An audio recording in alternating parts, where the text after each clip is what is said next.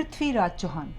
ਸਿਕੰਦਰ ਦੇ ਹਮਲੇ ਤੇ ਸਮੇਂ ਵਾਂਗ 12ਵੀਂ ਸਦੀ ਦੇ ਅੰਤ ਵਿੱਚ ਵੀ ਭਾਰਤ ਕਈ ਰਿਆਸਤਾਂ ਵਿੱਚ ਵੰਡਿਆ ਹੋਇਆ ਸੀ। ਇਹਨਾਂ ਰਿਆਸਤਾਂ ਤੇ ਰਾਜਪੂਤ ਰਾਜੇ ਰਾਜ ਕਰਦੇ ਸਨ। ਉਹ ਸਦਾ ਆਪਸ ਵਿੱਚ ਲੜਦੇ ਰਹਿੰਦੇ ਸਨ, ਪਰ ਉਹ ਇਹ ਲੜਾਈਆਂ ਵੀਰਤਾ ਦੀ ਮਰਿਆਦਾ ਅਨੁਸਾਰ ਲੜਦੇ ਸਨ।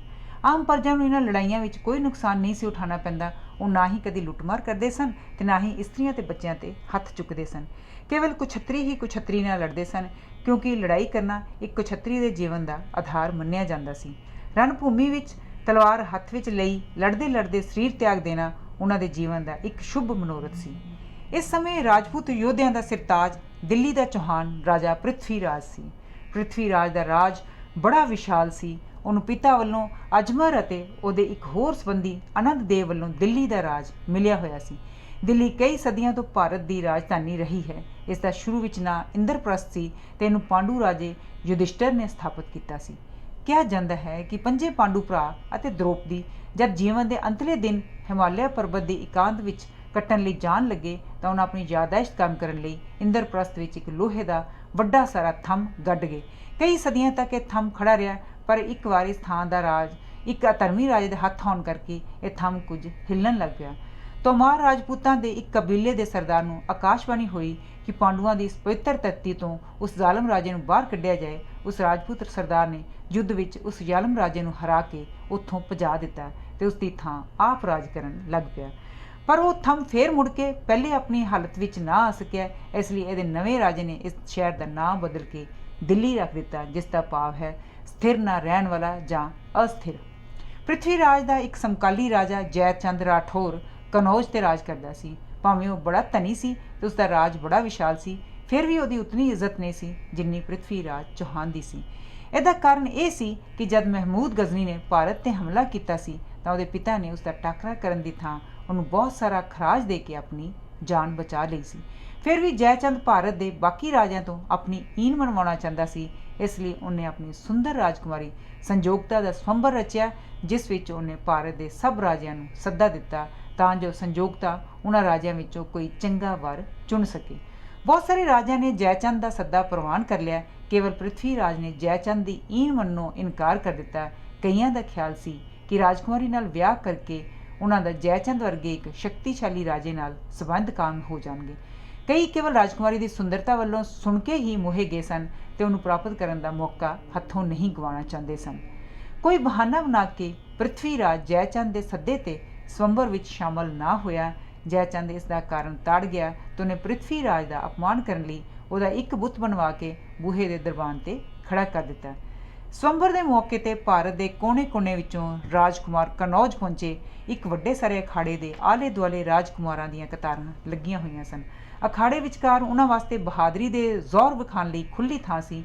ਹਰ ਇੱਕ ਰਾਜਕੁਮਾਰ ਦਾ ਖਿਆਲ ਸੀ ਕਿ ਸ਼ਾਇਦ ਉਹ ਅਖਾੜੇ ਵਿੱਚ ਆਪਣੀ ਵੀਰਤਾ ਦਾ ਸਬੂਤ ਦੇ ਕੇ ਸੁੰਦਰ ਰਾਜਕੁਮਾਰੀ ਸੰਜੋਗਤਾ ਦਾ, ਜੋ ਜੈਚੰਦ ਦੇ ਖੱਬੇ ਪਾਸੇ ਬੜੀ ਸੱਜ ਧੱਜੇ ਨਾਲ ਬੈਠੀ ਸੀ, ਮਨ ਜਿੱਤ ਸਕੇ।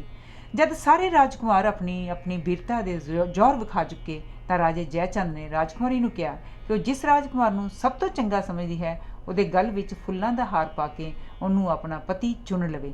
ਪਰ ਸੰਜੋਗਤਾ ਨੂੰ ਉਹਨਾਂ ਇਕੱਠੇ ਹੋਏ ਰਾਜਿਆਂ ਵਿੱਚੋਂ ਕੋਈ ਵੀ ਪਸੰਦ ਨਾ ਆਇਆ। ਉਹ ਆਪਣਾ ਦਿਲ ਪਹਿਲਾਂ ਹੀ ਪ੍ਰਿਥਵੀ ਰਾਜ ਨੂੰ ਅਰਪਣ ਕਰ ਚੁੱਕੀ ਸੀ। ਉਹ ਸਮਝਦੀ ਸੀ ਕਿ ਵੀਰਤਾ, ਹਿੰਮਤ ਅਤੇ ਦਲੇਰੀ ਵਿੱਚ ਪ੍ਰਿਥਵੀ ਰਾਜ ਦਾ ਕੋਈ ਟਾਕਰਾ ਨਹੀਂ ਸੀ ਕਰ ਸਕਦਾ। ਉਹਨੇ ਚੋਰੀ ਪ੍ਰਿਥਵੀ ਰਾਜ ਨੂੰ ਸੁਨੇਹਾ ਭੇਜ ਦਿੱਤਾ ਸੀ ਕਿ ਉਹ ਸਵੰਬਰ ਦੇ ਮੌਕੇ ਤੇ ਕਨੌਜ ਵਿੱਚ ਜ਼ਰੂਰ ਪਹੁੰਚੇ, ਕਿਉਂਕਿ ਉਸ ਤੋਂ ਸਿਵਾ ਸੰਜੋਗਤਾ ਕਿਸੇ ਹੋਰ ਨਾਲ ਵਿਆਹ ਨਹੀਂ ਕਰਨਾ ਚਾਹੁੰਦੀ। ਪ੍ਰਿਥਵੀ ਰਾਜ ਨੇ ਵੀ ਅੱਗੋਂ ਉੱਤਰ ਭੇਜ ਦਿੱਤਾ ਸੀ ਕਿ ਭਾਵੇਂ ਮੌਤ ਦਾ ਟਾਕਰਾ ਕਿਉਂ ਨਾ ਕਰਨਾ ਪਵੇ, ਉਹ ਜ਼ਰੂਰ ਠੀਕ ਸਮੇਂ ਸਿਰ ਕਨੌਜ ਪਹੁੰਚ ਜਾਵੇਗਾ। ਜਦ ਜੈਚੰਦ ਦੇ ਹੱਥੋਂ ਸੰਜੋਗਤਾ ਫੁੱਲਾਂ ਦਾ ਹਾਰ ਲੈ ਕੇ ਉੱਠੀ ਤਾਂ ਉਹਨੇ ਸਾਰੇ ਇਕੱਠੇ ਹੋਏ ਰਾਜਕੁਮਾਰਾਂ ਵੱਲ ਇਹ ਵੇਖਣ ਲਈ ਨਜ਼ਰ ਫੇਰੀ ਕਿ ਪ੍ਰਿਥਵੀ ਰਾਜ ਕਿੱਥੇ ਬੈਠਾ ਹੈ। ਪ੍ਰਿਥਵੀ ਰਾਜ ਉਹਨਾਂ ਵਿੱਚ ਕਿਤੇ ਵੀ ਨਾ ਦਿਸਿਆ। ਅਚਾਨਕ ਜਦ ਉਹਨੇ ਬੂਹੇ ਵੱਲ ਵੇਖਿਆ ਤਾਂ ਉੱਥੇ ਭੀੜ ਵਿੱਚ ਉਹ ਇੱਕ ਮਨੁੱਖ ਖੜਾ ਦਿਸਿਆ, ਜਿਸ ਨੇ ਸੰਜੋਗਤਾ ਨੂੰ ਹੱਥ ਨਾਲ ਇਸ਼ਾਰਾ ਕੀਤਾ। ਸੰਜੋਗਤਾ ਨੇ ਇੱਕਦਮ ਪਛਾਣ ਲਿਆ ਕਿ ਉਹ ਪ੍ਰਿਥਵੀ ਰਾਜ ਦਾ ਕੋਈ ਵਫਾਦਾਰ ਸੇਵਕ ਹੈ। ਸੰਜੋਗਤਾ ਨੂੰ ਯਕੀਨ ਹੋ ਗਿਆ ਕਿ ਪ੍ਰਿਥਵੀ ਰਾਜ ਨੇ ਆਪਣਾ ਵਚਨ ਪਾਲਿਆ ਹੈ ਤੇ ਉਹ ਕਨੌਜ ਪਹੁੰਚ ਗਿਆ ਹੈ। ਉਹ ਹੌਲੀ-ਹੌਲੀ ਅਗਾਂਹ ਵਧੀ, ਸਭ ਰਾਜਕੁਮਾਰਾਂ ਨੂੰ ਘਿਰਨਾ ਪ੍ਰਮੂਰ ਨਜ਼ਰ ਨਾਲ ਤੱਕਦੀ ਹੋਈ ਦਰਵਾਜ਼ੇ ਕੋਲ ਜਾ ਪਹੁੰਚੀ ਤੇ ਉੱਥੇ ਆਪਣਾ ਹਾਰ ਪ੍ਰਿਥਵੀ ਰਾਜ ਦੇ ਬੁੱਤ ਦੇ ਗਲ ਵਿੱਚ ਪਾ ਦਿੱਤਾ। ਇਤਨੇ ਨੂੰ ਅਚਾਨਕ ਭੀੜ ਨੂੰ ਚੀਰਦਾ ਹੋਇਆ ਤੇ ਘੋੜੇ ਤੇ ਸਵਾਰ ਪ੍ਰਿਥਵੀ ਰਾਜ ਬਿਜਲੀ ਦੀ ਤੇਜ਼ੀ ਨਾਲ ਉੱਥੇ ਆ ਪਹੁੰਚਿਆ। ਉਹਨੇ ਸੰਜੋਗਤਾ ਨੂੰ ਚੁੱਕ ਕੇ ਆਪਣੇ ਘੋੜੇ ਤੇ ਬਿਠਾ ਲਿਆ ਤੇ ਦਿੱਲੀ ਵੱਲ ਨੂੰ ਹਵਾ ਹੋ ਗਿਆ। ਪ੍ਰਿਥਵੀਰਾਜ ਦੀ ਇਸ ਦਲੇਰੀ ਤੇ ਸਭ ਰਾਜਕੁਮਾਰ ਹੱਕੇ ਬੱਕੇ ਰਹਿ ਗਏ। ਕਿਸੇ ਨੂੰ ਹੱਥ ਤੱਕ ਹਿਲਾਉਣ ਦੀ ਹਿੰਮਤ ਨਾ ਪਈ। ਇੰਜ ਲੱਗਾ ਕਿ ਉਹ ਸਭ ਕਿਸੇ ਜਾਦੂ ਦੇ ਜ਼ੋਰ ਨਾਲ ਕੀਲੇ ਗਏ ਹਨ। ਪ੍ਰਿਥਵੀਰਾਜ ਇੱਕ ਬਹਾਦਰ, ਸਿਆਣਾ ਤੇ ਦੂਰਅੰਦੇਸ਼ ਰਾਜਾ ਸੀ। ਉਹਨੂੰ ਪਤਾ ਸੀ ਕਿ ਜੈਚੰਦ ਉਹਦਾ ਪਿੱਛਾ ਕਰਕੇ ਉਹਨੂੰ ਫੜਨ ਦਾ ਪੂਰਾ ਵਾਹ ਲਾਏਗਾ, ਤੇ ਜੇ ਉਹ ਜੈਚੰਦ ਦੇ ਹੱਥ ਆ ਗਿਆ ਤਾਂ ਉਹਨੂੰ ਨਾ ਕੇਵਲ ਰਾਜਕੁਮਾਰੀ ਤੋਂ ਬਲਕਿ ਆਪਣੀ ਜਾਨ ਤੋਂ ਵੀ ਹੱਥ ਧੋਣੇ ਪੈਣਗੇ। ਇਸ ਲਈ ਕਨੌਜ ਵੱਲ ਜਾਣ ਸਮੇਂ ਉਹ ਰਾਹ ਵਿੱਚ ਆਉਂਦੇ ਸਭ ਨਦੀ ਨਾਲਿਆਂ ਲਾਗੇ ਆਪਣੇ ਜਾਂਬਾਜ਼ ਸਿਪਾਹੀ ਛੁਪਾ ਗਿਆ ਸੀ। ਹੁਣ ਮੁੜਦੀ ਵਾਰੀ ਉਹ ਆਪਣੇ ਇਹਨਾਂ ਛਾਪਾਮਾਰ ਦਸਤਿਆਂ ਨੂੰ ਰਾਹ ਵਿੱਚ ਕਹੀ ਜਾਂਦਾ ਸੀ ਕਿ ਉਹ ਜਾਣ ਤੇ ਖੇਡ ਜਾਣ, ਪਰ ਵੈਰੀ ਨੂੰ ਅਗਾਂਹ ਨਾ ਵਧਣ ਦੇਣ। ਉਹਨੇ ਇੱਕ ਹੋਰ ਸਿਆਣਪ ਇਹ ਵੀ ਕੀਤੀ ਸੀ ਕਿ ਉਹ ਆਪਣੇ ਸਿਪਾਹੀਆਂ ਨੂੰ ਹਰ 20 ਮੀਲ ਤੇ 2-2 ਘੋੜੇ ਤਿਆਰ ਬਰ ਤਿਆਰ ਰੱਖਣ ਦਾ ਹੁਕਮ ਵੀ ਦੇ ਗਿਆ ਸੀ, ਤਾਂ ਜੋ ਆਪਣੇ ਘੋੜਿਆਂ ਦੇ ਥੱਕ ਜਾਣ ਤੇ ਉਹ ਉਹਨਾਂ ਤਾਜ਼ਾ ਦਮ ਘੋੜਿਆਂ ਨੂੰ ਵਰਤ ਸਕੇ। ਜੈਚੰਦ ਦੇ ਪਿੱਛਾ ਕਰ ਰਹੇ ਘੋੜਿਆਂ ਤੇ ਟਾਪਾਂ ਦੀ ਆਵਾਜ਼ ਕਈ ਵਾਰ ਬਹੁਤ ਤੇਜ਼ ਸੁਣਾਈ ਦੇਣ ਲੱਗ ਪੈਂਦੀ ਸੀ, ਪਰ ਰਾਹ ਵਿੱਚ ਆਏ ਨਦੀ ਨਾਲਿਆਂ ਤੇ ਲੁਕੇ ਹੋਏ ਛਾਪਾਮਾਰ ਦਸਤਿਆਂ ਦੀ ਰੁਕਾਵਟ ਕਾਰਨ ਉਹ ਆਵਾਜ਼ ਫਿਰ ਮੱਧਮ ਪੈ ਜਾਂਦੀ ਸੀ। ਇਸ ਤਰ੍ਹਾਂ ਪ੍ਰਿਥਵੀਰਾਜ ਨੂੰ ਸਾਹ ਲੈਣ ਦਾ ਕੁਝ ਸਮਾਂ ਮਿਲ ਜਾਂਦਾ ਸੀ।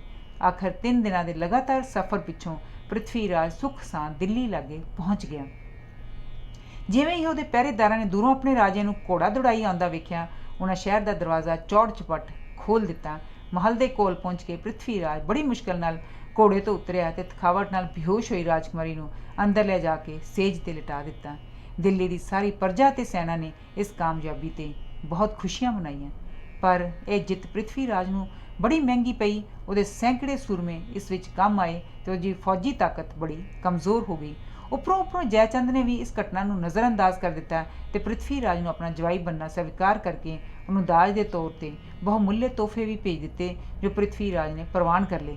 ਇਸ ਖੁਸ਼ੀ ਵਿੱਚ ਉਹ ਸਿਰ ਤੇ ਉਮੜ ਰਹੇ ਖਤਰਿਆਂ ਨੂੰ ਬਿਲਕੁਲ ਹੀ ਭੁਲਾ ਬੈਠਾ। ਇਸ ਘਟਨਾ ਤੋਂ ਕੇਵਲ 2 ਕੁ ਸਾਲ ਹੀ ਪਹਿਲਾਂ ਮੁਹੰਮਦ ਗੌਰੀ ਦਿੱਲੀ ਤੇ ਚੜ੍ਹਾਈ ਕਰਕੇ ਆਇਆ ਸੀ ਤੇ ਪ੍ਰਿਥਵੀਰਾਜ ਤੇ ਹੋਰਨਾਂ ਰਾਜਪੂਤ ਰਾਜਿਆਂ ਦੀ ਸਹਾਇਤਾ ਨਾਲ ਪਾਣੀਪਤ ਦੇ ਮੈਦਾਨ ਤੇ ਉਹਨੂੰ ਲੱਕ ਤੋੜਵੀਂ ਹਾਰ ਦਿੱਤੀ ਸੀ, ਜਿਸ ਤੇ ਉਹਨੇ ਭਾਰਤ ਨੂੰ ਕਾਬੂ ਕਰਨ ਦੀ ਆਸ ਸਦਾ ਲਈ ਛੱਡ ਦਿੱਤੀ ਸੀ।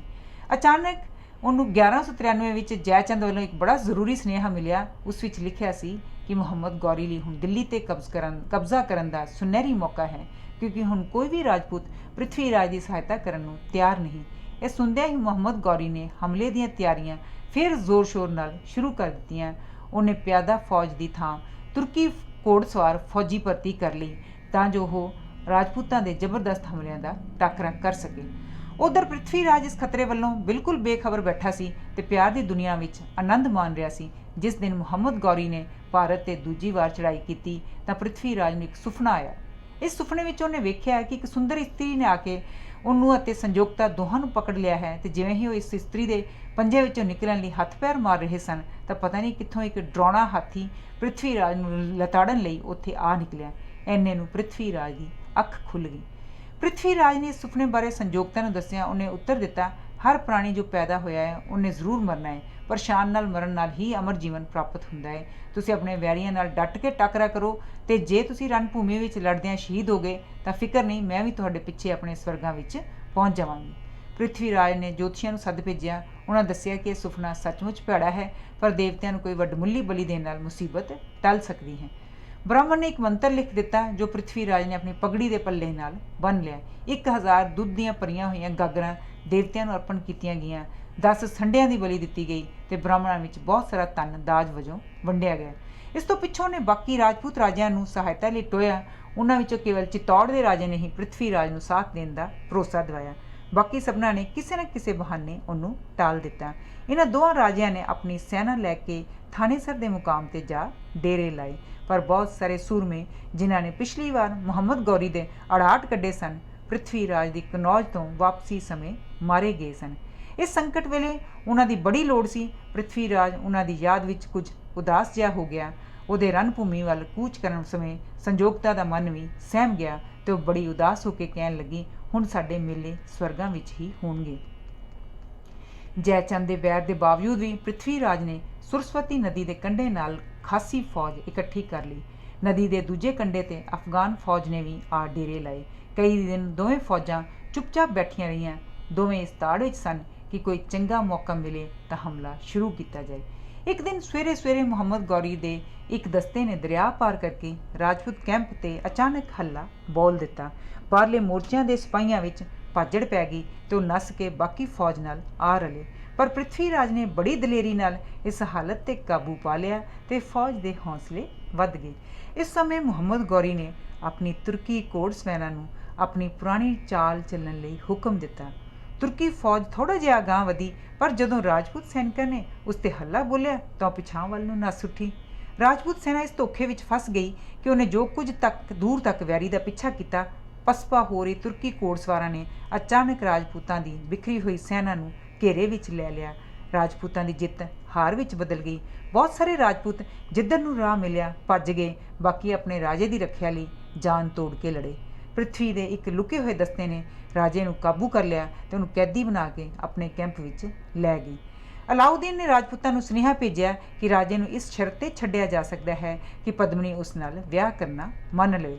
ਪਦਮਨੀ ਬੜੀ ਹੁਸ਼ਿਆਰ ਸੀ। ਉਹਨੇ ਕਿਹਾ, ਜੇ ਤੁਰਕਾਂ ਨੇ ਸਾਡੇ ਨਾਲ ਫਰੇਬ ਖੇਡਿਆ ਹੈ ਤਾਂ ਸਾਨੂੰ ਵੀ ਉਹਨਾਂ ਨਾਲ ਇਸ ਤਰ੍ਹਾਂ ਹੀ ਕਰਨਾ ਚਾਹੀਦਾ ਹੈ। ਸੋ ਉਹਨੇ ਸੁਲਤਾਨ ਨੂੰ ਲਿਖ ਭੇਜਿਆ ਕਿ ਉਹ ਉਸ ਨਾਲ ਵਿਆਹ ਕਰਨ ਨੂੰ ਤਿਆਰ ਹੈ, ਪਰ ਇਸ ਸ਼ਰਤ 'ਤੇ ਕਿ ਉਹਨੂੰ ਸਭ ਗੋਲੀਆਂ ਦੇ ਸਮਾਨ ਬੰਦ ਪਾਲਕੀਆਂ ਨਾਲ ਵਿੱਚ ਲੈ ਕੇ ਆਉਣ ਦੀ ਆਗਿਆ ਦਿੱਤੀ ਜਾਏ।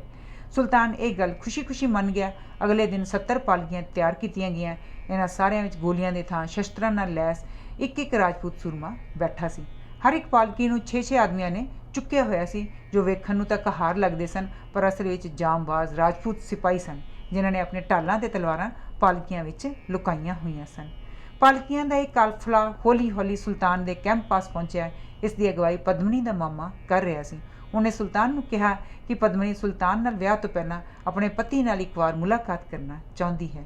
ਸੁਲਤਾਨ ਅੰਦਰੋਂ ਅੰਦਰ ਬੜਾ ਖੁਸ਼ ਸੀ ਕਿ ਪਦਮਨੀ ਅਤੇ ਉਹਦੀ ਸਾਰੀ ਦੌਲਤ ਛੇਤੀ ਹੀ ਉਸ 'ਤੇ ਕਾਬੂ ਆ ਜਾਵੇਗੀ। ਉਹਨੇ ਇੱਕ ਤੰਬੂ ਵੱਲ ਇਸ਼ਾਰਾ ਕਰਦਿਆਂ ਕਿਹਾ, ਪਦਮਨੀ ਨੂੰ ਉਸ ਤੰਬੂ ਵਿੱਚ ਲੈ ਜਾਓ, ਪਰ ਵੇਖਣਾ 15 ਮਿੰਟਾਂ ਤੋਂ ਵੱਧ ਸਮਾਂ ਨਾ ਲਾਉਣਾ। ਪਦਮਨੀ ਵਾਲੀ ਪਾਲਕੀ ਉਸ ਤੰਬੂ ਸਾਹਮਣੇ ਲਿਆਂਦੀ ਗਈ। ਉਸ ਵਿੱਚ ਪਦਮਨੀ ਦੀ ਥਾਂ ਇੱਕ ਰਾਜਪੂਤ ਯੋਧਾ ਨਿਕਲਿਆ। ਉਹਨੇ ਰਾਜਾ ਭੀਮ ਸਿੰਘ ਨੂੰ ਆਪਣੇ ਨਾਲ ਲਿਆਂਦੀ ਹੋਈ ਸੰਜੋਗ ਤੇ ਸ਼ਸਤਰ ਦਿੱਤੇ, ਜੋ ਉਸਨੇ ਉਸੇ ਵੇਲੇ ਪਹਿਨ ਲਏ। ਥੋੜ੍ਹੇ ਚਿਰ ਪਿੱਛੋਂ ਸੁਲਤਾਨ ਵੀ ਉਸ ਤੰਬੂ ਵੱਲ ਗਿਆ। ਇਹ ਵੇਖ ਕੇ ਸਭ ਰਾਜਪੂਤਾਂ ਨੇ ਆਪਣੀਆਂ ਤਲਵਾਰਾਂ ਧੂਲੀਆਂ ਤੇ ਮੁਸਲਮਾਨੀ ਫੌਜ 'ਤੇ ਟੁੱਟ ਕੇ ਜਾ ਪਏ। ਘਮਸਾਨ ਦੀ ਲੜਾਈ ਹੋਈ। ਰਾਜਪੂਤਾਂ ਤੇ ਪਠਾਨਾਂ ਦਾ ਬਹੁਤ ਜਾਨੀ ਨੁਕਸਾਨ ਹੋਇਆ, ਪਰ ਇਸ ਰੌਲੇ ਗੋਲੇ ਵਿੱਚ ਰਾਜਾ ਭੀਮ ਸਿੰਘ ਉੱਥੋਂ ਬਚ ਕੇ ਨਿਕਲ ਗਿਆ। ਅਲਾਉਦੀਨ ਇਸ ਭਾਂਜ 'ਤੇ ਬੜਾ ਸ਼ਰਮਿੰਦਾ ਹੋਇਆ ਤੇ ਆਪਣਾ ਮੂੰਹ ਲੈ ਕੇ ਦਿੱਲੀ ਵੱਲ ਮੁੜ ਗਿਆ, ਪਰ ਉਹ ਛੇਤੀ ਹੌਸਲਾ ਹਾਰਨ ਵਾਲਾ ਬੰਦਾ ਨਹੀਂ ਸੀ। ਉਹਨੇ 2 ਕੁ ਸਾਲਾਂ ਵਿੱਚ ਫੇਰ ਇੱਕ ਤਕੜੀ ਫੌਜ ਤਿਆਰ ਕਰਕੇ ਚਿਤੌੜ 'ਤੇ ਚੜ੍ਹਾਈ ਕਰ ਦਿੱਤੀ। ਪਹਿਲੇ ਘੇਰੇ ਸਮੇਂ ਬਹੁਤ ਸਾਰੇ 94 ਰਾਜਪੂਤ ਯੋਧੇ ਮਾਰੇ ਜਾ ਚੁੱਕੇ ਸਨ, ਇਸ ਲਈ ਇਸ ਵਾਰੀ ਰਾਜਪੂਤ ਫੌਜ ਪਹਿਲਾਂ ਜਿੰਨੀ ਤਕੜੀ ਨਹੀਂ ਸੀ। ਇਸ ਲੜਾਈ ਵਿੱਚ ਰਾਜਪੂਤਾਂ ਦੀ ਗਿਣਤੀ ਦਿਨ ਬ ਦਿਨ ਹੋਰ ਵੀ ਘਟਦੀ ਗਈ। ਇੱਕ ਰਾਤ ਜਦ ਭੀਮ ਸਿੰਘ ਸੁੱਤਾ ਪਿਆ ਸੀ ਤਾਂ ਉਹਨੇ ਸੁਪਨੇ ਵਿੱਚ ਭਵਾਨੀ ਦੇਵੀ ਦੇ ਦਰਸ਼ਨ ਹੋਏ, ਜੋ ਕਹਿ ਰਹੀ ਸੀ, ਮੈਂ ਭੁੱਖੀ ਹਾਂ। ਭੀਮ ਸਿੰਘ ਨੇ ਕੰਬਦੀ ਹੋਈ ਆਵਾਜ਼ ਵਿੱਚ ਪੁੱਛਿਆ, ਦੇਵੀ, ਮੇਰੇ 8000 ਆਦਮੀਆਂ ਦੀ ਬਲੀ ਲੈ ਕੇ ਵੀ ਤੂੰ ਨਹੀਂ ਰੱਜੀ? ਉਹਨੇ ਉੱਤਰ ਦਿੱਤਾ, ਮੈਨੂੰ ਮਾਮੂਲੀ ਆਦਮੀਆਂ ਦੀ ਬਲੀ ਨਹੀਂ ਚਾਹੀਦੀ, ਮੈਨੂੰ ਪੇਟ ਭਰਨ ਲਈ ਰਾਜਿਆਂ ਦੀ ਲੋੜ ਏ। ਮੈਨੂੰ 12 ਰਾਜਿਆਂ ਦੀ ਬਲੀ ਚਾਹੀਦੀ ਏ। ਜੇ ਇਹ ਬਲੀ ਮੈਨੂੰ ਨਾ ਮਿਲੀ ਤਾਂ ਮੈਂ ਇੱਥੋਂ ਚਲੀ ਜਾਵਾਂਗੀ ਤੇ ਚਿਤੌੜ ਦਾ ਰਾਜ ਸਦਾ ਲਈ ਤੇਰੀ ਰਾਜਕੁਲ ਦੇ ਹੱਥੋਂ ਨਿਕਲ ਜਾਏਗਾ। ਇਹ ਕਹਿ ਕੇ ਭਵਾਨੀ ਅਲੋਪ ਹੋ ਗਈ। ਅਗਲੇ ਦਿਨ ਇਹ ਹੀ ਸੁਪਨਾ ਰਾਜੇ ਨੂੰ ਫੇਰ ਆਇਆ। ਉਹਨੇ ਇਸ ਬਾਰੇ ਆਪਣੇ ਦਰਬਾਰੀਆਂ ਨੂੰ ਦੱਸਿਆ। ਸਾਰਿਆਂ ਨੇ ਇਹ ਫੈਸਲਾ ਕੀਤਾ ਕਿ ਭਵਾਨੀ ਦੇਵੀ ਦੀ ਮੰਗ ਹਰ ਹਿੱਲੇ ਵਿੱਚ ਪੂਰੀ ਕੀਤੀ ਜਾਏ। ਰਾਜੇ ਦੇ 12 ਲੜਕੇ ਸਨ। ਉਹਨਾਂ ਵਿੱਚੋਂ ਪਹਿਲੇ ਨੂੰ ਰਾਜਗੱਦੀ ਸੌਂਪ ਦਿੱਤੀ ਗਈ। ਉਹ 3 ਦਿਨ ਲਈ ਤਖਤ 'ਤੇ ਬੈਠਾ ਤੇ ਚੌਥੇ ਦਿਨ ਰਣ ਭੂਮੀ ਵਿੱਚ ਲੜਦਾ ਸ਼ਹੀਦ ਹੋ ਗਿਆ। ਇਸੇ ਤਰ੍ਹਾਂ ਵਾਰੀ ਰਾਜੇ ਦੇ 10 ਹੋਰ ਪੁੱਤਰ ਵੀ 3 ਦਿਨ ਰਾਜ ਕਰਨ ਪਿੱਛੋਂ ਸ਼ਹੀਦ ਹੁੰਦੇ ਗਏ। ਜਦੋਂ ਇੱਕ ਰਾਜਕੁਮਾਰ ਹੀ ਬਾਕੀ ਰਹਿ ਗਿਆ ਤਾਂ ਰਾਜਾ ਭੀਮ ਸਿੰਘ ਨੇ ਕਿਹਾ, ਆਪਣੇ ਦਰਬਾਰੀਆਂ ਨੂੰ ਕਿਹਾ, ਹੁਣ ਆਪਣੇ 12ਵੇਂ ਲੜਕੇ ਦੀ ਥਾਂ ਮੈਂ ਆਪਣੀ ਬਲੀ ਦੇ ਕੇ ਭਵਾਨੀ ਦੇਵੀ ਦੀ ਮੰਗ ਪੂਰੀ ਕਰਦਾ ਹਾਂ। ਇਹ ਕਹਿ ਕੇ ਭੀਮ ਸਿੰਘ ਨੇ ਕੁਝ ਜਾਂਬਾਜ਼ ਸੂਰਮੇ ਚੁਣੇ, ਜਿਨ੍ਹਾਂ ਵਿੱਚ ਉਹਦਾ ਭਣੇਵਾਂ ਹਮੀਰ ਵੀ ਸੀ। ਉਹਨੇ ਇਹਨਾਂ ਯੋਧਿਆਂ ਨੂੰ ਆਪਣੇ ਲੜਕੇ ਅਜੀਤ ਸਿੰਘ ਦੀ ਅਗਵਾਈ ਹੇਠ ਤੁਰਕੀ ਸੈਨਾ ਦੇ ਘੇਰੇ ਵਿੱਚੋਂ ਨਿਕਲ ਕੇ ਕਿਤੇ ਦੂਰ ਚਲੇ ਜਾਣ ਦਾ ਹੁਕਮ ਦੇ ਦਿੱਤਾ ਤੇ ਕਿਹਾ, ਤੂੰ ਆਪਣੇ ਪਿੱਛੋਂ ਚਿਤੌੜ ਦਾ ਰਾਜ ਆਪਣੇ ਪੁੱਤਰਾਂ ਦੀ ਥਾਂ ਆਪਣੇ ਸਭ ਤੋਂ ਵੱਡੇ ਭਰਾ ਦੇ ਲੜਕੇ ਹਮੀਰ ਨੂੰ ਸੌਂਪ ਦੇਈਂ, ਕਿਉਂਕਿ ਮੇਰੇ ਪਿੱਛੋਂ ਗੱਦੀ 'ਤੇ ਪਹਿਲਾਂ ਉਹਦਾ ਹੱਕ ਹੈ। ਰਾਜਕੁਮਾਰ ਨੇ ਕਿਹਾ, ਪਿਤਾ ਜੀ ਫਿਕਰ ਨਾ ਕਰੋ, ਜੇ ਉਹ ਇਸ ਯੋਗ ਹੋਇਆ ਤਾਂ ਮੇਰੇ ਪਿੱਛੋਂ ਗੱਦੀ ਉਹਨੂੰ ਹੀ ਮਿਲੇਗੀ।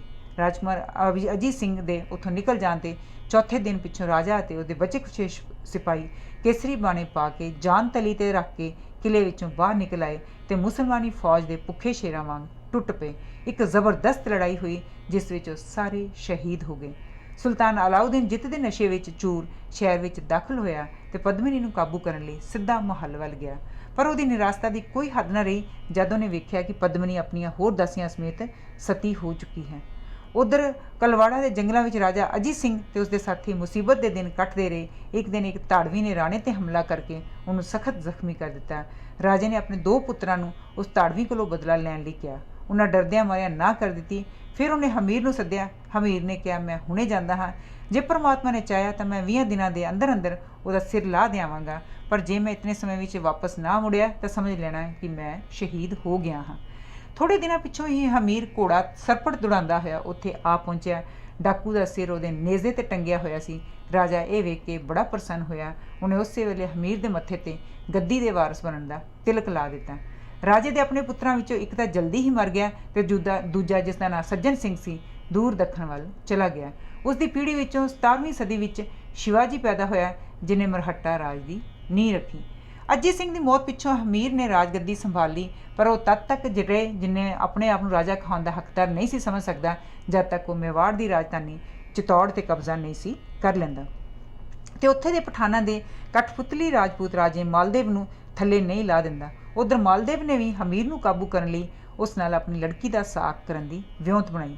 ਹਮੀਰ ਦੇ ਸਾਥੀਆਂ ਨੂੰ ਖੁੜਕ ਗਿਆ ਕਿ ਇਸ ਵਿੱਚ ਜ਼ਰੂਰ ਕੋਈ ਧੋਖਾ ਹੈ, ਪਰ ਉਹਨਾਂ ਦੀ ਵਿਰੋਧਤਾ ਦੇ ਬਾਵਜੂਦ ਵੀ ਰਾਣਾ ਇਹ ਸਾਕ ਮੰਨ ਗਿਆ, ਕਿਉਂਕਿ ਇਸ ਵਿੱਚ ਉਹਨੂੰ ਮੁੜ ਚਿਤੌੜ ਨੂੰ ਹਾਸਲ ਕਰਨ ਦੀ ਆਸ ਨਜ਼ਰ ਆਉਂਦੀ ਸੀ। ਹਮੀਰ ਆਪਣੇ 500 ਜਵਾਨ ਨਾਲ ਲੈ ਕੇ ਚਿਤੌੜ ਵੱਲ ਗਿਆ। ਉੱਥੇ ਉਹਦੇ ਸਵਾਗਤ ਲਈ ਕੋਈ ਵੀ ਇੰਤਜ਼ਾਮ ਨਹੀਂ ਸੀ। ਨਾ ਹੀ ਕਿਤੇ ਝੰਡੀਆਂ ਲੱਗੀਆਂ ਹੋਈਆਂ ਸਨ, ਨਾ ਹੀ ਰਾਹ ਵਿੱਚ ਕਿਤੇ ਕਿਸੇ ਨੇ ਉਸ 'ਤੇ ਫੁੱਲਾਂ ਦੀ ਵਰਖਾ ਕੀਤੀ। ਉਹਦੇ ਸਾਥੀਆਂ ਨੇ ਹਮੀਰ ਨੂੰ ਫਿਰ ਕਿਹਾ ਕਿ ਇਹ ਜ਼ਰੂਰ ਕੋਈ ਫਰੇਬ ਵਾਲੀ ਗੱਲ ਹੈ, ਪਰ ਹਮੀਰ ਨੇ ਇਸ ਗੱਲ ਦੀ ਬਿਲਕੁਲ ਪਰਵਾਹ ਨਹੀਂ ਕੀਤੀ। ਉਹ ਸਿੱਧਾ ਰਾਜ ਮਹੱਲ ਵਿੱਚ ਪਹੁੰਚ ਗਿਆ। ਉੱਥੇ ਰਾਜਾ ਮਾਲਦੇਵ ਅਤੇ ਉਹਦੇ ਦਰਬਾਰੀ ਖੜ੍ਹੇ ਸਨ। ਜਲਦੀ ਹੀ ਰਾਜਕੁਮਾਰੀ ਨੂੰ ਪੂਰੀ ਤਰ੍ਹਾਂ ਕੱਜ ਕੇ ਉੱਥੇ ਲਿਆਂਦਾ ਗਿਆ ਅਤੇ ਇੱਕ ਬ੍ਰਾਹਮਣ ਨੇ ਕਾਹਲੀ ਕਾਹਲੀ ਵਿਆਹ ਦੀ ਰਸਮ ਪੂਰੀ ਕਰ ਦਿੱਤੀ। ਵਿਆਹ ਤੋਂ ਪਿੱਛੋਂ ਹਮੀਰ ਨੇ ਉਹਦਾ ਕੁੰਡ ਚੁੱਕਿਆ। ਹਮੀਰ ਨੂੰ ਸ਼ੱਕ ਸੀ ਕਿ ਉਹਦੇ ਨਾਲ ਧੋਖਾ ਕਰਕੇ ਕਿਸੇ ਕਰੂਪ ਇਸਤਰੀ ਦਾ ਉਸਦਾ ਨਾਲ ਵਿਆਹ ਕਰ ਦਿੱਤਾ ਗਿਆ ਹੈ, ਪਰ ਨਹੀਂ। ਜਦ ਹਮੀਰ ਨੇ ਆਪਣੀ ਪਤਨੀ ਦਾ ਕੁੰਡ ਚੁੱਕਿਆ ਤਾਂ ਕੀ ਵੇਖਦਾ ਹੈ ਕਿ ਕੁੰਡ ਪਿੱਛੇ ਚੰਦ ਵਰਗੇ ਚਿਹਰੇ ਵਾਲੀ ਇੱਕ ਅਤੀ ਸੁੰਦਰ ਰਾਜਕੁਮਾਰੀ ਸੀ। ਰਾਜਕੁਮਾਰੀ ਨੇ ਕਿਹਾ, ਰਾਜਾ, ਤੁਹਾਡੇ ਨਾਲ ਧੋਖਾ ਕੀਤਾ ਗਿਆ ਹੈ। ਮੈਂ ਰਾਜਕੁਮਾਰੀ ਤਾਂ ਜ਼ਰੂਰ ਹਾਂ, ਪਰ ਹਾਂ ਵਿਧਵਾ। ਵਿਆਹ ਬਚਪਨ ਵਿੱਚ ਹੋ ਗਿਆ ਸੀ, ਪਰ ਮੁਕਲਾਵੇ ਤੋਂ ਪਹਿਲਾਂ ਹੀ ਮੇਰਾ ਪਤੀ ਮਰ ਗਿਆ ਸੀ। ਮਾਲਦੇਵ ਦਾ ਖਿਆਲ ਸੀ ਕਿ ਜਦ ਹਮੀਰ ਨੂੰ ਪਤਾ ਲੱਗਾ ਕਿ ਰਾਜਕੁਮਾਰੀ ਵਿਧਵਾ ਹੈ ਤਾਂ ਉਹ ਆਪਣੇ ਬਚਨ ਤੋਂ ਫਿਰ ਜਾਏਗਾ ਅਤੇ ਇਸ ਬਹਾਨੇ ਰਾਜਾ ਨੂੰ ਪਕੜ ਕੇ ਕੈਦ ਕਰ ਸਕੇਗਾ। ਪਰ ਇੱਕ ਤਾਂ ਰਾਜਕੁਮਾਰੀ ਬੜੀ ਸੁੰਦਰ ਸੀ ਅਤੇ ਦੂਜੇ ਰਾਜਕੁਮਾਰੀ ਨੇ ਹਮੀਰ ਨੂੰ ਦੱਸਿਆ ਕਿ ਜੇ ਹਮੀਰ ਉਹਦੀ ਸਲਾਹ 'ਤੇ ਚੱਲੇ ਤਾਂ ਉਹਨੂੰ ਚਿਤੌੜ ਵਾਪਸ ਲੈ ਕੇ ਦੇ ਸਕਦੀ ਹੈ। ਵਿਆਹ ਪਿੱਛੋਂ ਹਮੀਰ ਆਪਣੀ ਪਤਨੀ ਨੂੰ ਨਾਲ ਲੈ ਕੇ ਕਲਵਾੜਾ ਬਨ ਵੱਲ ਵਾਪਸ ਚਲਾ ਗਿਆ। ਕੁਝ ਚਿਰ ਪਿੱਛੋਂ ਉਹਦੇ ਘਰ ਇੱਕ ਲੜਕਾ ਪੈਦਾ ਹੋਇਆ। ਇੱਕ ਦਿਨ ਰਾਜਕੁਮਾਰੀ ਨੂੰ ਇਤਲਾਹ ਮਿਲੀ ਕਿ ਉਹਦਾ ਪਿਤਾ ਮਾਲਦੇਵ ਚਿਤੌੜ ਤੋਂ ਕਿਤੇ ਬਾਹਰ ਗਿਆ ਹੋਇਆ ਹੈ, ਤਾਂ ਉਹਨੇ ਇਹ ਬਹਾਨਾ ਬਣਾਇਆ ਕਿ ਉਹ ਆਪਣੇ ਛੋਟੇ ਬੱਚੇ ਨੂੰ ਚਿਤੌੜ ਵਾਲੇ ਮੰਦਰ ਦੇ ਦਰਸ਼ਨ ਕਰਾਉਣ ਲਈ ਸੁਖਨਾ ਪੂਰਾ ਕਰਨਾ ਚਾਹੁੰਦੀ ਹੈ। ਉਹ ਆਪਣੇ ਪਤੀ ਹਮੀਰ ਅਤੇ ਉਸਦੇ 500 ਜਵਾਨਾਂ ਨੂੰ ਵੀ ਨਾਲ ਹੀ ਲੈ ਗਈ। ਸ਼ਹਿਰ ਅੰਦਰ ਜਾ ਕੇ ਉਹਨੇ ਮਾਲਦੇਵ ਦੀ ਫੌਜ ਨੂੰ ਆਪਣੇ ਨਾਲ ਮਿਲਾ ਲਿਆ ਅਤੇ ਹਮੀਰ ਦੀ ਫੌਜ ਦੇ ਸ਼ਹਿਰ ਅੰਦਰ ਦਾਖਲ ਹੋਣ ਲਈ ਬੂਹੇ ਖੁਲਵਾ ਦਿੱਤੇ। ਇਸ ਤਰ੍ਹਾਂ ਚਿਤੌੜ ਦਾ ਰਾਜ ਇੱਕ ਵਾਰੀ ਫਿਰ ਅਜੀਤ ਸਿੰਘ ਦੀ ਔਲਾਦ ਦੇ ਹੱਥ ਆ ਗਿਆ। ਚਿਤੌੜ 'ਤੇ ਕਬਜ਼ਾ ਤਾਂ ਕੀਤਾ ਜਾ ਸਕਦਾ ਸੀ, ਪਰ ਉਹਨੂੰ ਕਾਬੂ ਵਿੱਚ ਰੱਖਣਾ ਔਖਾ ਸੀ। ਭਵਾਨੀ ਦੇਵੀ ਦਾ ਵਰ ਸੀ ਕਿ ਜਿਸ ਰਾਜੇ ਦੇ ਹੱਥ ਉਸ ਰਾਜਕੁਲ ਦੇ ਬਾਨੀ ਬਾਪਾ ਰਾਵਲ ਵੱਲੋਂ ਦਿੱਤੀ ਗਈ ਤਲਵਾਰ ਹੋਏਗੀ, ਉਸੇ ਦਾ ਹੀ ਚਿਤੌੜ 'ਤੇ ਕਬਜ਼ਾ ਰਹਿ ਸਕਦਾ ਹੈ। ਜੇ ਅਲਾਊਦੀਨ ਨਾਲ ਲੜਨ ਸਮੇਂ ਤਲਵਾਰ ਰਾਜਾ ਭੀਮ ਸਿੰਘ ਆਪਣੇ ਨਾਲ ਰੱਖਦਾ, ਉਹ ਕਦੀ ਨਾ ਹਾਰਦਾ, ਪਰ ਇਹ ਤਲਵਾਰ ਪਰਾਏ ਹੱਥ ਆ ਜਾਣ 'ਤੇ ਡਰ ਕਰਕੇ ਉਹਨੇ ਪਦਮਨੀ ਦੇ ਹਵਾਲੇ ਕਰ ਦਿੱਤੀ ਸੀ, ਤਾਂ ਜੋ ਸਤੀ ਹੋਣ ਤੋਂ ਪਹਿਲਾਂ ਉਸਨੂੰ ਕੁੰਦਰ ਵਿੱਚ ਲੁਕਾ ਕੇ ਰੱਖ ਜਾਵੇ। ਰਾਣਾ ਹਮੀਰ ਉਸ ਹਨੇਰੀ ਕੁੰਦਰ ਵਿੱਚ ਗਿਆ। ਉਸ ਵਿੱਚ ਅਧਵੱਟੇ ਉਹਨੇ ਤੜ ਤੋਂ ਇਸਤਰੀ ਅਤੇ ਵੱਖੀ ਦੇ ਥੱਲੇ ਸੱਪ ਦੇ ਰੂਪ ਵਿੱਚ ਧਰਤੀ ਮਾਤਾ ਨੂੰ ਬੈਠਿਆਂ ਵੇਖਿਆ। ਉਹਦੇ ਸਾਹਮਣੇ ਬਲ ਰਹੀ ਅੱਗ ਅਤੇ ਪਾਣੀ ਦੀ ਇੱਕ ਭਰੀ ਦੇਗ ਪਈ ਸੀ। ਅੱਗ ਦੀ ਰੋਸ਼ਨੀ ਹਨੇਰੇ ਨੂੰ ਹੋਰ ਵੀ ਡਰਾਉਣਾ ਬਣਾ ਰਹੀ ਸੀ। ਧਰਤੀ ਮਾਤਾ ਨੇ ਪੁੱਛਿਆ, ਰਾਣਾ ਹਮੀਰ, ਤੂੰ ਇੱਥੇ ਕਿਸ ਕੰਮ ਆਇਆ ਹੈ? ਹਮੀਰ ਨੇ ਉੱਤਰ ਦਿੱਤਾ, ਮਾਤਾ, ਮੈਂ ਉਹ ਤਲਵਾਰ ਲੈਣ ਆਇਆ ਹਾਂ ਜੋ ਮੇਰੇ ਵੱਡੇ ਵਡੇਰਿਆਂ ਨੂੰ ਤੂੰ ਦਿੱਤੀ ਸੀ। ਦੇਵੀ ਨੇ ਉੱਤਰ ਦਿੱਤਾ, ਜੇ ਤੂੰ ਆਪਣੇ ਆਪ ਨੂੰ ਉਸ ਤਲਵਾਰ ਦੇ ਯੋਗ ਸਮਝਦਾ ਹੈ ਤਾਂ ਪਹਿਲਾਂ ਇਹ ਖਾ ਕਿ ਮੇਰੀ ਤਸੱਲੀ ਕਰ ਦੇ। ਇਹ ਕਹਿੰਦੇ ਹੀ ਉਹਨੇ ਹੱਥ ਵਿੱਚ ਇੱਕ ਥਾਲੀ ਫੜਾਈ ਜਿਸ ਵਿੱਚ ਮਨੁੱਖੀ ਮਾਸ ਪਿਆ ਸੀ। ਜੇ ਹਮੀਰ ਦੀ ਥਾਂ ਕੋਈ ਹੋਰ ਹੁੰਦਾ ਤਾਂ ਉਹ ਭੈਭੀਤ ਹੋ ਕੇ ਉੱਥੋਂ ਨੱਸ ਉੱਠਦਾ, ਪਰ ਹਮੀਰ ਉੱਕਾ ਹੀ ਨਹੀਂ ਸੀ ਜਾਣਦਾ ਕਿ ਡਰ ਕਿਸ ਬਲਾ ਨੂੰ ਕਹਿੰਦੇ ਹਨ। ਉਹਨੇ ਥਾਲੀ ਵਿੱਚ ਹੱਥ ਵਿੱਚ ਫੜੀ ਅਤੇ ਵੇਖਦੇ ਹੀ ਵੇਖਦੇ ਸਾਰਾ ਮਾਸ ਖਾ ਗਿਆ। ਇਸ 'ਤੇ ਧਰਤੀ ਮਾਤਾ ਨੇ ਹਨੇਰੇ ਵਿੱਚੋਂ ਉਹ ਤਲਵਾਰ ਕੱਢ ਲਿਆਂਦੀ ਅਤੇ ਰਾਣੇ ਨੂੰ ਆਪਣੇ ਹੱਥਾਂ ਨਾਲ ਪਹਿਨਾ ਦਿੱਤੀ। ਰਾਣਾ ਹਮੀਰ ਤਲਵਾਰ ਲੈ ਕੇ ਉੱਥੋਂ ਚਲਾ ਗਿਆ। ਅਲਾਊਦੀਨ ਨੂੰ ਚਿਤੌੜ 'ਤੇ ਹਮਲਾ ਕਰਨ ਦਾ ਫਿਰ ਮੌਕਾ ਨਾ ਮਿਲਿਆ, ਕਿਉਂਕਿ ਇਸ ਘਟਨਾ ਤੋਂ ਜਲਦੀ ਹੀ ਪਿੱਛੋਂ ਹੀ ਸ਼ਾਹੀ ਮਹੱਲ ਦੇ ਕਹਿਲਕਾਰ ਨੇ ਉਹਨੂੰ ਜ਼ਹਿਰ ਦੇ ਕੇ ਮਾਰ ਦਿੱਤਾ। ਉਹਦੀ ਮੌਤ ਪਿੱਛੋਂ ਹੀ ਜਦ ਮੁਹੰਮਦ ਤੁਗਲਕ ਦਿੱਲੀ ਦੇ ਤਖਤ 'ਤੇ ਬੈਠਾ ਤਾਂ ਉਹਨੇ ਵੀ ਚਿਤੌੜ 'ਤੇ ਕਬਜ਼ਾ ਕਰਨ ਦੀ ਕੋਸ਼ਿਸ਼ ਕੀਤੀ, ਪਰ ਉਹ ਆਪਣੇ ਮੰਤਵ ਵਿੱਚ ਸਫਲ ਨਾ ਹੋ ਸਕਿਆ। ਸਮਾਂ ਪਾ ਕੇ ਮੇਵਾੜ ਇੱਕ ਬਹੁਤ ਵੱਡਾ ਅਤੇ ਸ਼ਕਤੀਸ਼ਾਲੀ ਰਾਜ ਬਣ ਗਿਆ। ਚੌਹਾਨ ਵੰਸ਼ ਦਾ ਰਾਏ ਪਿਥੌਰਾ ਅਜਮੇਰ ਦੀ ਰਾਜਧਾਨੀ ਸਪਲਦਕਸ਼ 'ਤੇ ਰਾਜ ਕਰਦਾ ਸੀ। ਉਸਦੇ ਮਾਤਾ ਪਿਤਾ ਸੋਮੇਸ਼ਵਰ ਤੇ ਕਰਪੂਰਾ ਦੇਵੀ ਸਨ ਤੇ ਉਸਦੀ ਪਤਨੀ ਦਾ ਨਾਂ ਸੰਯੁਕਤਾ ਸੀ। ਮੁਹੰਮਦ ਗੌਰੀ ਦੇ ਹਮਲਿਆਂ ਦਾ ਉਸਨੇ ਡਟ ਕੇ ਮੁਕਾਬਲਾ ਕੀਤਾ ਤੇ ਲਗਾਤਾਰ 16 ਹਮਲਿਆਂ ਵਿੱਚ ਉਸ ਨੂੰ ਬੁਰੀ ਤਰ੍ਹਾਂ ਭਾਂਜ ਦਿੱਤੀ। ਉਹ ਆਖਰੀ ਹਿੰਦੂ ਰਾਜਾ ਸੀ। ਧੰਨਵਾਦ।